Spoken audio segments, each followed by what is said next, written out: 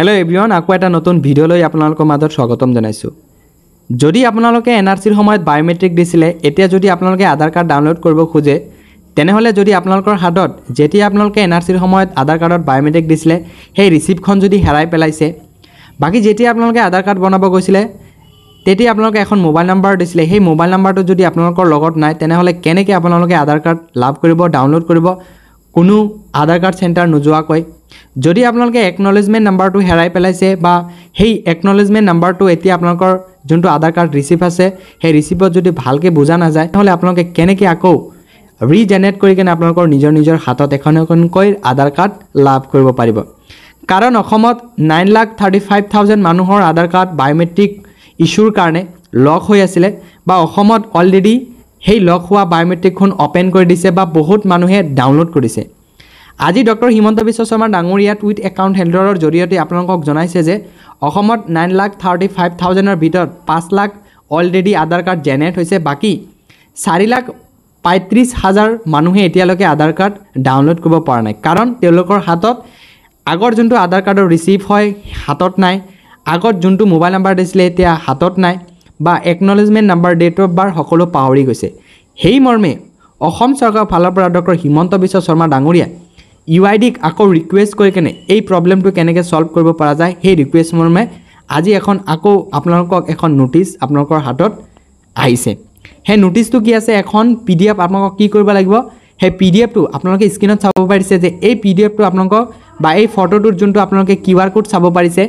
এই QR code আপোনালোকে scan কৰিব লাগিব। যেতিয়া আপোনালোকে স্ক্যান কৰে আপোনালোকক কি কৰা হ'ব ক্ৰম ব্ৰাউজাৰত ইউআইডিৰ জৰিয়তে মেইন ৱেবছাইটত লৈ যাব। আপোনালোকে যেতিয়া এই কিউআৰ কোডটো স্ক্যান কৰিব স্ক্যান কৰাৰ পিছত আপোনালোকক এনেকুৱা আহিব আপোনালোকে ইয়াৰ পৰা চাব পাৰিছে যে আসাম এনআৰসি ইয়াত যদি আপোনালোকে চাব বিচাৰে যে আসাম এনআৰসি কেसेस কি কেস আপোনালোকক কি কৰা হ'ব চাব পাৰিব। ইয়াত 2 নম্বৰ অপচনটো প্ৰথম যোনটো অপচন আছে সেই অপচনটো কেনেকৈ আপোনালোকে আধাৰ কাৰ্ড জেনেৰেট কৰিব লাগিব ইয়াতে যদি ক্লিক কৰে কেনেকৈ আপোনালোকে আধাৰ কাৰ্ড জেনেৰেট কৰিব লাগিব এই যোনটো লিংক আছে লিংকত ক্লিক কৰিলে প্ৰথমে আপোনালোকৰ আধাৰ কাৰ্ডৰ যোনটো এনৰোলমেন্ট নাম্বাৰ হয় এনৰোলমেন্ট নাম্বাৰ দিব বাকি ডেট অফ বাৰ্থ দিব বাকি আপোনালোকক কোনটো সময়ত আপোনালোকে আধাৰ কাৰ্ডৰ কাৰণে এপ্লাই কৰিছিলে সেইখিনি দিব বা তাৰ পিছত আপোনালোকে ওটিপি দিয়াৰ পিছত পিবিসি কাৰ্ড অৰ্ডাৰ কৰিব পাৰিব। 2 নম্বৰ অপচনত কি কৈছে I have lost the acknowledgement copy of the NRC biometric enrolment so I had not provide my mobile number at the time of enrollment or the mobile number provide error is no longer in use how can I find my other number ইয়াতে কোৱা হৈছে যে যদি আপুনি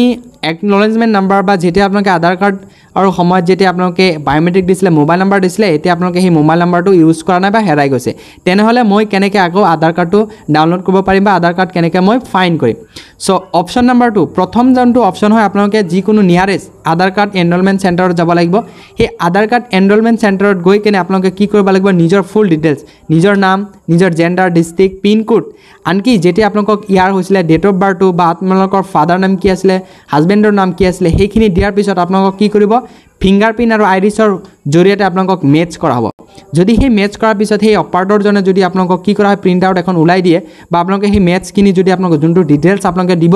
সেই ডিটেইলছত যদি match কৰে তেতিয়া আপোনালোকক কি কৰা হ'ব সেই আধাৰ কাৰ্ডৰ ৰিসিপ্টখন আপোনালোকে হাতত ল'ব পাৰিব। সো ইয়াৰ কাৰণে এখন চাৰ্জ দিব লাগিব সেই চাৰ্জটো কি কৰা হৈছে 30 rupees চাৰ্জ ৰখা হৈছে। সো 30 rupees চাৰ্জ দিয়াৰ পিছত আপোনালোকে সেই আধাৰ কাৰ্ডৰ যোনটো ৰিসিপ্ট হয় লাভ কৰিব। এটো হল প্ৰথম অপচন। বাকি সেকেন্ড নম্বৰ অপচনটো আপোনালোকৰ ফোন কলৰ জৰিয়তে আপোনালোকে সেই নাম্বাৰটো একনলেজমেন্ট নাম্বাৰৰ ডেট আৰু টাইমটো আপোনালোকে লাভ কৰিব পাৰিব। সো আপোনালোকে যদি কটো সেন্টাৰ যাব নিবিচাৰে তেন্তে